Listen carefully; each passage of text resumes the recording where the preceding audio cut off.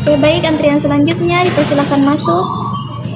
Assalamualaikum. Waalaikumsalam, silahkan duduk Ibu. Sendiri Ibu?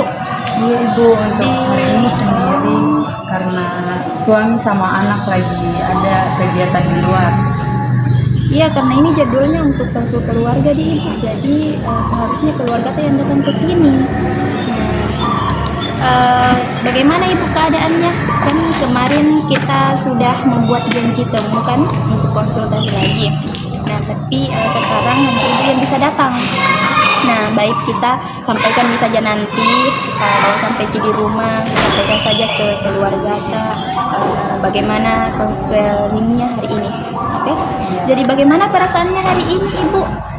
Apakah masih nyeri ulu hatinya? Dan hari-hari sebelumnya apakah masih sering kambuh manya? Masih sama tuh, apalagi kalau pagi itu rasanya kayak diremas. Jadi ulu hatinya masih nyeri ya? Iya. Oke, baik. Kita bisa lihat di sini, Ibu, sebelum memasuki materinya, saya akan menjelaskan sedikit dulu tentang cara kerja lambung.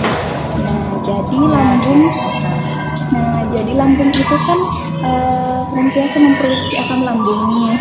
Nah, dan untuk mengolah makanan, lambung memproduksi asam lambung untuk membantu makanan cepat terproses dengan baik. Nah, jika lambung kosong, maka asam lambung itu tidak ada teman untuk mengolah makanan. Jadi dia mengikis dinding lambung. Nah, makanya lambung Ibu terasa nyeri, perutnya, ulu hatinya nyeri. Nah, dari asam lambung itu tadi yang mengikis dinding lambung karena tidak adanya makanan yang ditemani untuk mengolahkan. Nah, baik.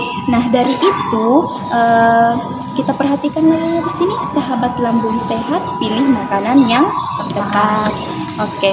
Nah, ada 3 pilar dalam pencegahan asam lambung atau pencegahan agar emaknya Ibu itu tidak kambuh lagi. Nah, yang pertama harus diperhatikan Ibu itu atur pola makan. Gimana? Atur pola makan. Nah, supaya lebih bagus ini lebih kelihatan. Nah, atur pola makan. Terapkan pola makan sedikit tapi sering. Tapi sering sekitar 5-6 kali dalam sehari.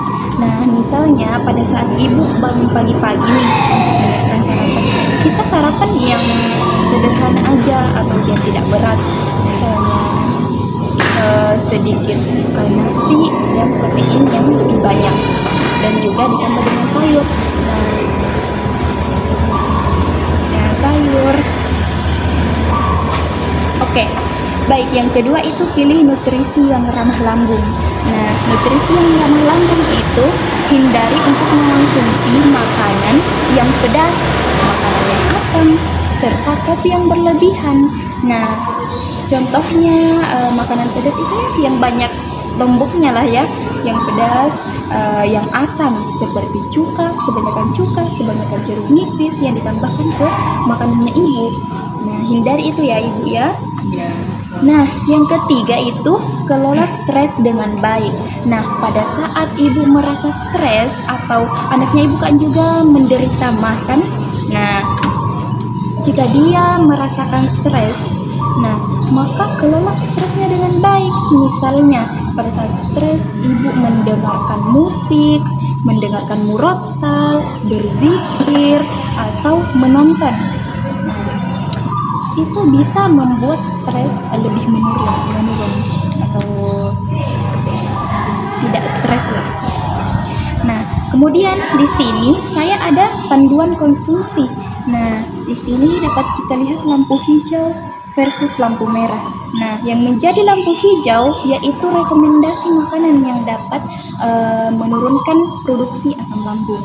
Nah, untuk lampu merahnya itu adalah pantangannya yang tidak boleh kita makan, atau tidak boleh berlebihan.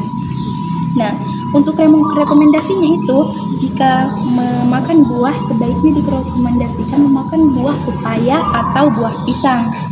Nah, Untuk nasinya itu usahakan yang lunak atau nasi tim seperti bubur misalnya.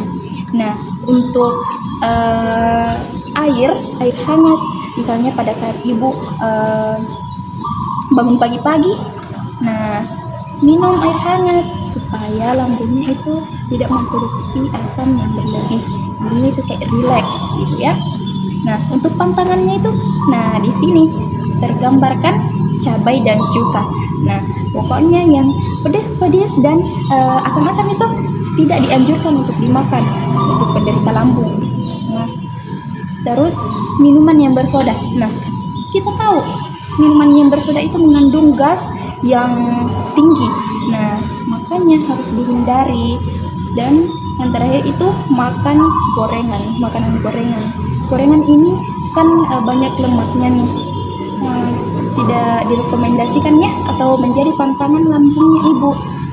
Nah, untuk itu kami punya slogan yaitu makan tepat waktu, mah takkan mengganggu. Apa ibu? Makan tepat waktu, mah takkan mengganggu. Oke, jadi ibu, saya bisa memberikan poster ini. Kita ajarkan, kita edukasi mandiri, anak itu juga kan menderita edukasi mandiri di rumah. Kita perlihatkan saja ini ibu. Jadi